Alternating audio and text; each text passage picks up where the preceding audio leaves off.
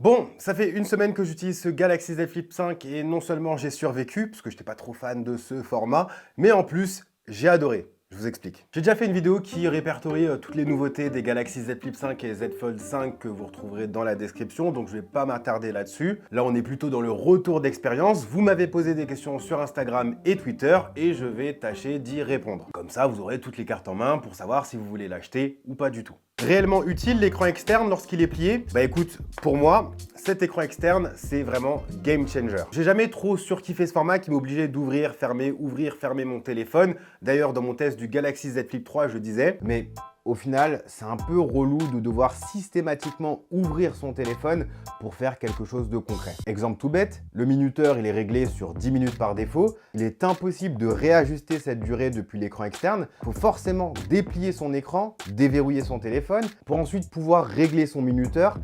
Et pour le coup, je trouve ça un petit peu dommage. Aujourd'hui, ça c'est totalement fini. Le widget minuteur est beaucoup plus pratique, beaucoup plus fonctionnel. On peut même définir plusieurs minuteurs et les enregistrer. Tu peux consulter la météo, il n'y a pas de souci. Tu as max d'infos sans avoir à ouvrir ton téléphone. Si tu fais du sport comme moi, tu peux voir si tu as rempli tes objectifs, ton nombre de pas. Tu as accès au contrôle de tes écouteurs si tu veux passer du mode réduction de bruit au mode transparent. Tu peux même utiliser des vraies applications comme Maps, chercher une destination et t'y rendre sans avoir à ouvrir ton téléphone. Tu as accès à des applis comme YouTube, comme Netflix. Tu as aussi WhatsApp, si tu veux répondre à un message avec un clavier virtuel, tu peux le faire. Donc franchement, clairement, cet écran externe, pour moi, c'est le jour et la nuit en termes d'utilisation. Et à l'heure où tous les smartphones sont identiques, j'éprouve même du plaisir à utiliser mon smartphone totalement fermé. C'est un produit qui se veut démarquant et pour le coup, lorsqu'on l'utilise comme ça fait stylé et c'est totalement démarquant. Est-ce qu'on peut passer une journée entière en utilisant quasiment que l'écran externe? Honnêtement, non, ça serait pas raisonnable.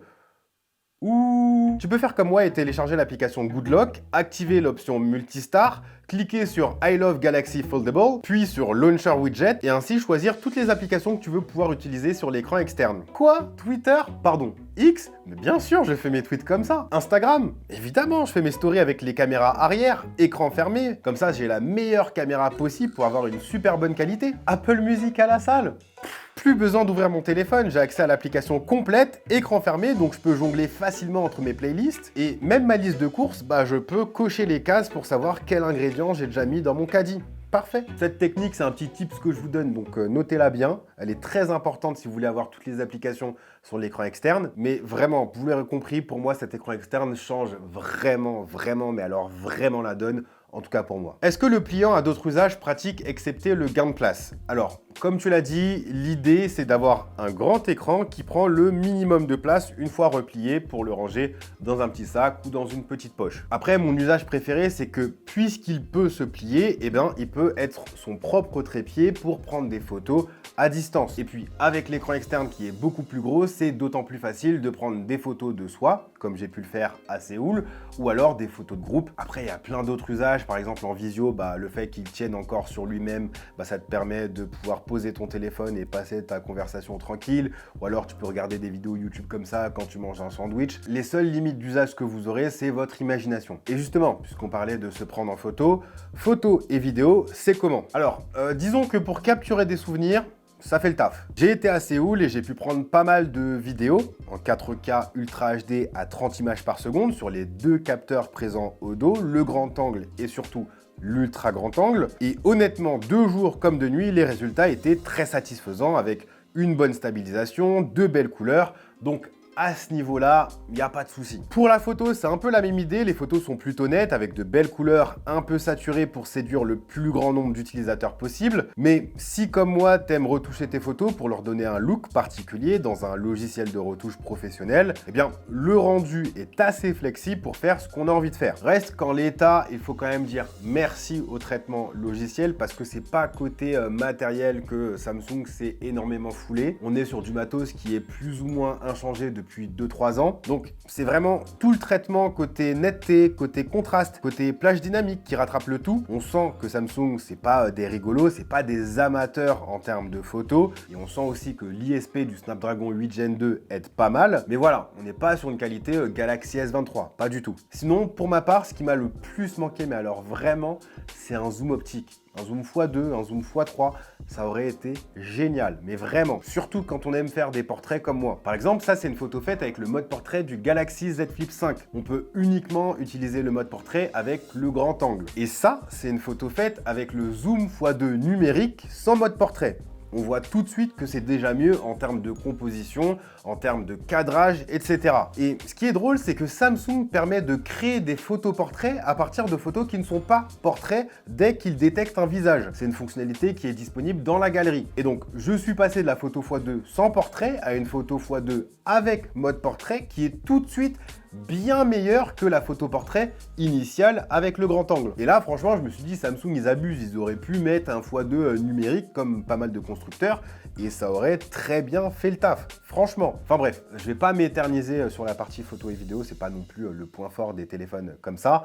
Mais voilà, si le Galaxy S23 Ultra, c'est 10 sur 10 en photo et vidéo, le Galaxy Z Flip 5, c'est un bon 6,5 sur 10. Voilà. Est-ce que la pliure se voit bien totalement dépliée et que penses-tu de la solidité globale du téléphone, en particulier l'écran principal? Alors là, il y a plusieurs questions en une. Concernant la pliure, il n'y a pas eu de changement depuis le début des Galaxy Z Flip. Donc tant que vous avez l'écran allumé avec un fond clair, vous ne la verrez pas de face. Par contre, si vous avez l'écran éteint et que vous êtes en mode sombre, bah là, dans ce cas-là, vous verrez la pliure. Est-ce que ça dérange? Non. Est-ce que Samsung aurait pu faire mieux comme les autres constructeurs ont pu le faire? Évidemment. Quant à l'écran interne, je pense que c'est quelque chose qui se verra plutôt sur le long terme. Samsung dit avoir ajouté une couche qui rend l'écran 25% plus résistant par rapport à l'an dernier. 25% de quoi, je sais pas, mais c'est plus résistant visiblement. Maintenant, comme je compte daily ce smartphone, je vous ferai un retour au long terme, peut-être 6 mois plus tard pour voir comment ça a évolué. Donc n'hésitez pas à vous abonner pour ne pas rater mes contenus. Le petit écran peut se casser. Si oui, existe-t-il des protections exprès? Évidemment, c'est du verre, donc si ça tombe, ça risque de se casser. Personnellement, vous l'avez vu, j'ai rapidement mis une coque officielle avec la petite bague qui permet de mieux tenir son téléphone. Mais sinon, oui, tu peux trouver des protections pour l'écran arrière. Je t'ai mis un petit lien dans la description. Comment est l'autonomie? Alors, c'était un gros point noir des modèles précédents qui avaient vraiment du mal à durer. Et là, je suis ravi de vous dire que il y a du mieux, mais c'est toujours pas incroyable. Je vous affiche mes temps d'écran, on est aux alentours des 3h30 à 6h d'écran allumé. Et il n'y a pas de secret, hein, mais c'est pas un champion de l'autonomie, tout dépendra de ce que vous faites sur votre téléphone. Je le rappelle, on n'a que 3700 mAh, on a un écran 120 Hz de 6,7 pouces ultra lumineux. Le téléphone est super fin, donc il chauffe vite si vous faites un truc gourmand comme de la photo ou alors du jeu vidéo. Et le Snapdragon 8 Gen 2 va un petit peu aider au niveau de l'efficience, mais ça sera pas non plus un miracle. À Séoul, où il faisait très chaud, très humide, où je prenais pas mal de photos et vidéos, mon téléphone il tenait pas la journée, fallait pas compter sur lui. Par contre, une fois rentré en France, j'étais davantage dans un usage plus classique, réseaux sociaux, messagerie, du YouTube, du Crunchyroll, parce que je me suis mis dans One Piece enfin, j'allais le recharger vers 22h avec 5 à 15%, ça dépendait. Donc voilà, pour répondre à ta question, c'est pas le big boss qu'est le S23 Ultra en termes d'autonomie. Je sais qu'il faut que je fasse gaffe, mais par contre, l'autonomie ne me rebute pas au point que je me dis non, c'est impossible que je finisse la journée avec ce téléphone. Et puis maintenant que ma période de test est terminée, je vais pouvoir l'utiliser comme je veux, c'est-à-dire avec l'écran fermé, comme ça je vais pouvoir flex devant tout le monde. Blague à part, quelques points importants avant de vous quitter. La finition glossy, elle glisse pas mal dans les mains, donc je vous conseille vraiment d'utiliser une coque sur votre téléphone pour ne pas le casser. Les haut-parleurs sont plutôt déséquilibrés, celui du bas est quand même pas mal plus fort que celui du haut, ça s'entend. La charge de 25 watts, elle m'a pas tant dérangé, puisque l'accumulateur il est quand même petit, 3700 mAh. Donc il faut compter à peu près 1h30 pour charger le téléphone. Et voilà, je pense que c'est le premier flip que je peux ouvertement recommander à ceux qui veulent tester un smartphone pliant. N'allez pas croire que c'est mieux qu'un Galaxy S23, mais avec un Galaxy S23, on peut pas flex. Donc voilà, ça, je recommande. C'est la première fois. Merci à tous d'avoir suivi cette vidéo. Si elle vous a plu, je vous invite à me soutenir à travers les likes, les commentaires et les partages. Je vous invite également à vous abonner et activer la petite cloche de notification pour être prévenu lorsque je sors une nouvelle vidéo. Quant à moi, je vous dis à la prochaine. Prenez soin de vous. Je ne sais pas pourquoi j'ai râpé, mais peace.